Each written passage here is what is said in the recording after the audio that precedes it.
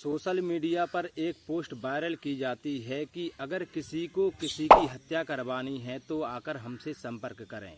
जब ये विषय उस समय सोशल मीडिया पर बड़ा चर्चा का विषय बना तो इस पोस्ट को काफ़ी हिंदुस्तान में शेयर किया गया जाने लगी। और ये बात है मध्य प्रदेश के उज्जैन की। मध्य प्रदेश के उज्जैन में रहने वाले एक बिजनेसमैन रहते हैं और उनकी एक पत्नी रहती है जो कि एक टीचर होती है और उनका एक बेटा रहता है जिसका नाम होता है दुर्लभ कश्यप। दुर्लभ कश्यप उस जमाने का एक बखूबी एक प्रचलित और एक गैंगस्टर के नाम से जाने जाने वाला एक नया लड़का होता है जो कि सन 2016 और 17 में अपने काम को बखूबी तरीके से अंजाम दे रहा था।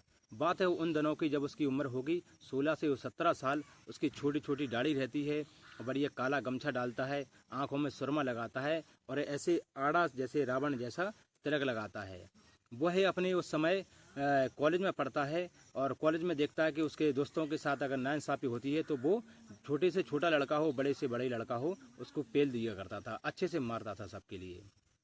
उसका ये व्यवहार कहीं ना कहीं लोगों के सुनने में आया कि अच्छा व्यवहार था उसका, वो किसी के साथ गलत नहीं करता था। पर वो एक अपराध की दहलीज पर कदम रखने के लिए जा रहा था। वक्त यूं ही धीरे धीरे बीतता गया और उसने आगे चलकर क्या किया कि इस काम को अपना पेशा बनाने का सोच लिया। उसने वहाँ पर कॉलेज में इसी तरीके से मारपीट करता रहा और इस सिलसिले को आगे चलाता रहा। कुछ समय बाद जब उसकी सोशल मीडिया पर पोस्ट वायरल होती है तो तत्कालीन मध्य प्रदेश के, जिनका नाम है नरोत्तम मिश्रा, और उस समय के जो तत्कालीन मुख्यमंत्री रहते हैं आदरणीय श्री शिवराज सिंह चौहान जी, जो कि वहाँ के एसपी साहब के लिए कॉल करते हैं और कहते हैं, और वहाँ के एसपी साहब रहते हैं तत्कालीन आईपीएस सचिन अतुलकर। सचिन अतुलकर जी उस समय आईपीएस अधिकारी रहते हैं और जो मुख्यमंत्री जी का कॉल आता है कि मध्य प्रदेश के उज्जैन में एक सोशल मीडिया पर एक पोस्ट वायरल हो रही है, उसके बारे में संज्ञान लिया जाए, उस पर जल्दी से जल्दी कुछ न कुछ कार्रवाई की जाए, क्योंकि इस घटना को यूं ही छोड़ देना अपराध को निमंत्रण देना होगा। मंत्री के कहने पर जो वहाँ के आईपीएस अधिकारी है सचिन अतुलकर, वो जाते हैं और दुर्लभ कश्यप नाम का जो लड़का रहता है उसको अरेस्ट करने जाते हैं। तो वहाँ देखते हैं कि उसके साथ में वो अकेला नहीं रहता है, 22 और 23 लड़कों की उसके साथ में एक टीम होती है। उनको अरेस्ट करके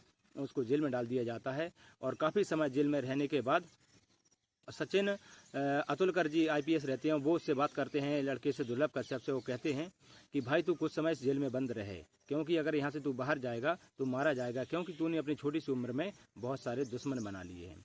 ठीक इसी तरीके से वो उनकी बात मानता है और अपने जेल में अच्छे समय निकालने लगता है।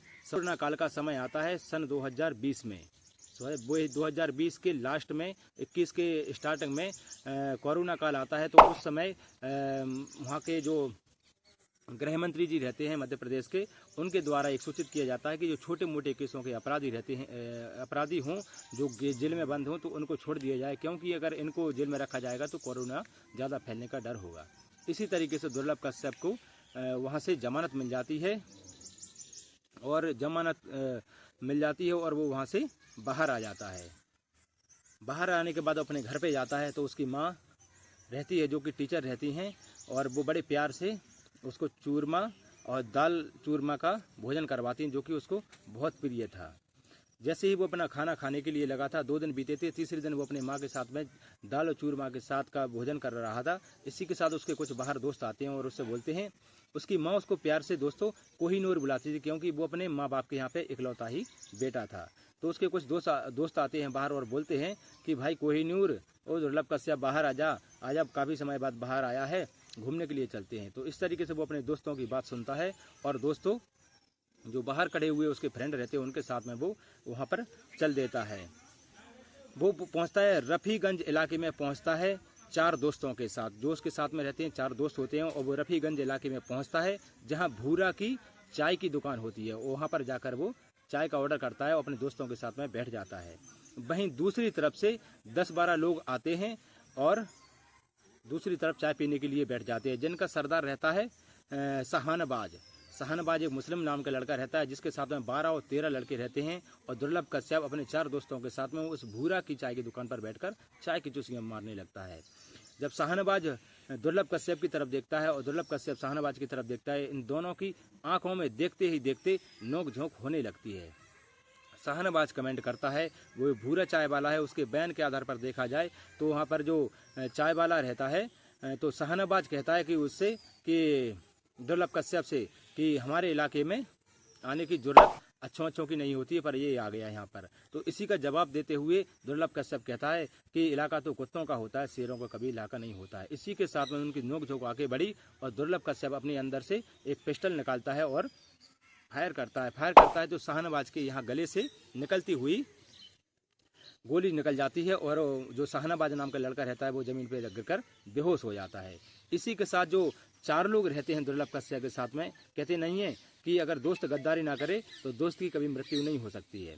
तो जो दुर्लभ कश्यप के साथ में जो 4 लोग थे उसमें उसके साथ को छोड़कर भाग जाते हैं वहाँ से, और जो शाहनवाज के जो साथ में 10-12 लड़के रहते हैं वो ताबड़तोड़ तरीके से दुर्लभ कश्यप के ऊपर हमला कर देते हैं। इसी के साथ देखते हैं कम से कम 34 बार पोस्टमार्टम की रिपोर्ट में आया है 34 बार दुर्लभ कश्यप के ऊपर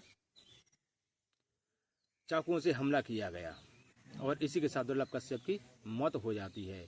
और धीरे धीरे ये बात पोस्टमार्टम के लिए जाती है, उसकी लाश को जला दिया जाता है और कुछ समय बाद उसकी माँ रहती है जो कि अपने कोहिनूर और इकलौती बेटे को बेहद प्यार करती है और उसके बेटे का अपना नाम पुकारते अपने कुछ समय बाद 10 से 15 और 20 दिन के अंतराल में उसकी माँ खत्म हो जाती है। इसी तरीके से उसको चाहने वाला उसका एक दोस्त होता है और वो जेल के अंदर उसका नाम पुकारते अपने मित्र का नाम चला जाता है।